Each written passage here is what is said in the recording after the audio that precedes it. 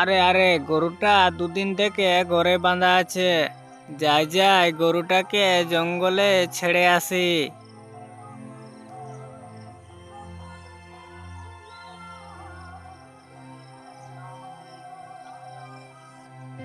আরে বুধু, পেট ভরে ঘাস খেয়ে ঘরে আসিস কিন্তু একদম বিনা খেয়ে ঘরে আসবি না।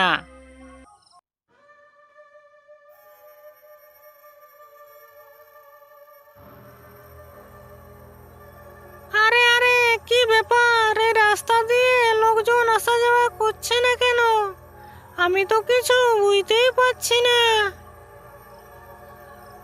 এরকম চলতে থাকলে যে আমি দিন দিন না খেয়ে শুকিয়ে মরে যাব যে।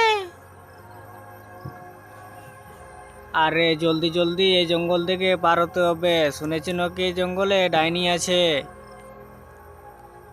আরে আরে, কোন দিক থেকে যেন একটা মানুষের গন্ধ আসছে। আরে ওই তো দেখছি, এই রাস্তা দিয়ে একটা লোক এদিকে এগিয়ে আসছে। আয় বেটা আয়, তোরে আজ মরণ হবে আমার হাতে।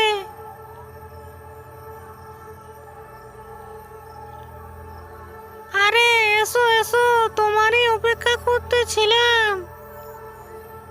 তোমার আজ ঘাড় মটকিয়ে তোমার রক্ত মাংস চিবিয়ে খাবো।